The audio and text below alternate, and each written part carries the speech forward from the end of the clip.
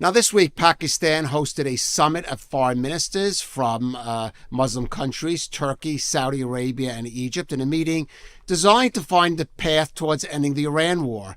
It marked the latest attempt by the Pakistan Prime Minister Shehbaz Sharif to serve as a key mediator between the U.S. and Iran. But what is Pakistan's purpose here, and where does it stand vis-a-vis Iran?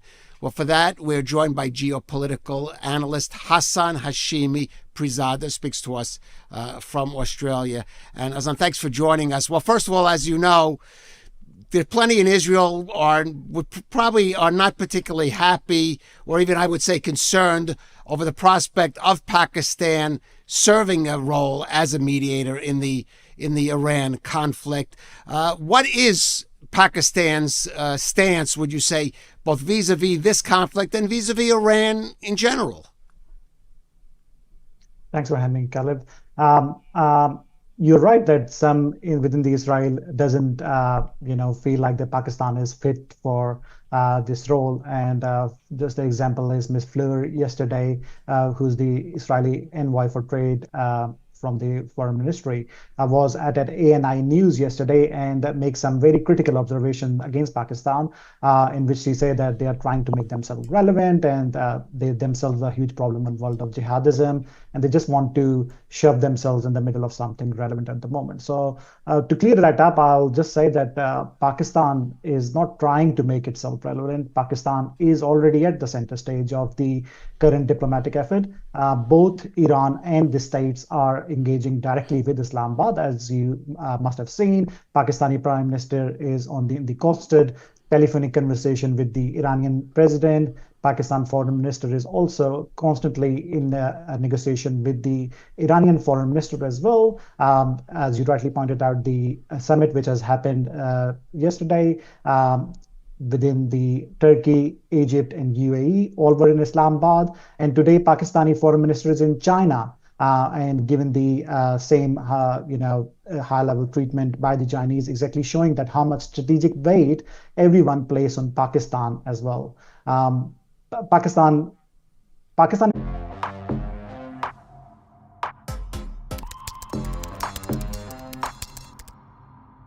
I am a vibe. I am a vibe. I'm on cloud nine now. Watch me shine. Iran, Pakistan is already fighting a war with Afghanistan at the moment. Pakistan has issues with India as well. So Pakistan, frankly, doesn't need approval of anyone, whether it's within some people in Israel or India, to contribute meaningfully. Mediation is about someone who prefers and who has access and the credibility. And at the moment, Pakistan has that credibility by the US, by the Iranian, and by the GCC states as well, and Turkey, Egypt, and China. So everyone is talking to Pakistan, and the diplomatic map is speaking for itself at the moment. Right. Let me ask you, Hassan, of course, Pakistan, a nuclear power. I should point out that, like Israel and India, it never signed or joined the NPT. So technically, it's not in violation of the Nuclear Non-Proliferation Treaty. How would it feel about the prospect of Iran going nuclear, of seeing and basically then being on both sides? I don't want to say the word surrounded, but flanked, let's say, by two nuclear powers with whom it's had tensions. You have pointed out rightly, Pakistan obviously doesn't want any more nuclear power to appear anywhere as well, and especially right next to its border as well. But I will say that Iranians are, as much as the media has proclaimed of the 60% enrichment as well, they had a fatwa from their last leader about not to go and make an atomic bomb. So I don't see them making it as well. Pakistan obviously don't want that as well. Pakistan want a peaceful neighborhood all around its borders. Pakistan know the cost of the nuclear bombs by seeing the stuff happening in Japan and Hiroshima and Nagasaki. So Pakistan has a history lesson in it. Pakistan doesn't want reason of Pakistan having is the deterrence which Pakistan needed against India. Iran doesn't need any kind of that deterrence against Pakistan or India. So we are hopeful that Iran will come to the table as they are coming right now, and by working with Pakistan and with the US framework, and coming up on some security demands which Iran is pushing forward. I hope that the 15-point action plan, which is actually proposed by the Steve Witkoff, will get in play, and then a peaceful resolution out of all this will come through.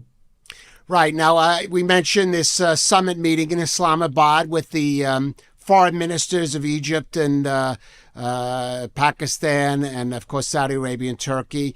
I mean, Egypt and Turkey, especially the Egyptian President al-Sisi, coming out now subsequently saying he wants to see the Iran war ending. Saudi Arabia, whatever it may say publicly, there are many reports that saying that privately the Saudis, along with the Emiratis, are telling President Trump, continue the war at this point. They're concerned about the influence of Iran over the Gulf. I mean, is Pakistan on the same page, for example, as Saudi Arabia and other countries, for example, the UAE?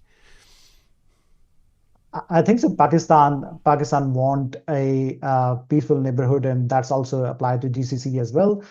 Once the Saudi foreign minister went back to Saudi, you must have seen that the Qatari Qatari king was in Jeddah, there as in Saudi as well. Also, the Jordanian king was there as well.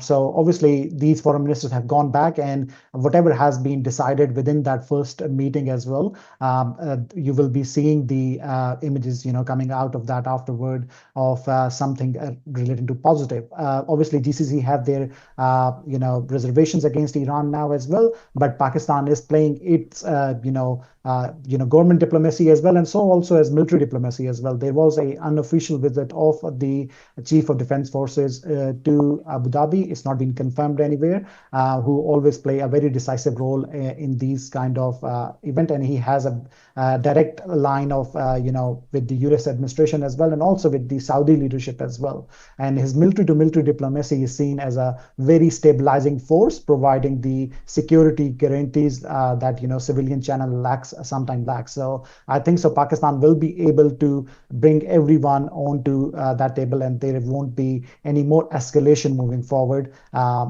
which some medias have been reporting out that Saudis and UAE want that war to go up an inch further and have some resolution there. But I think so we will all be able to see the diplomatic off-ramp soon, which will turn into the peace for everyone within this region and for the world as well. All right. I just want to clarify, earlier you mentioned Fleur. That would be Fleur Hassam Nahum, who is, as you mentioned, the Israel's Foreign Ministry Special Envoy for Anti-Semitism. And we should say that she was reflecting a view that is shared by many people here in Israel. And she's a frequent guest on ILTV, and perhaps we'll give her a chance to respond further down the line. But in the meantime, I would like to thank Hassan Hashimi Prizada for joining us here on ILTV. Thank you so much. Thank you, Calev.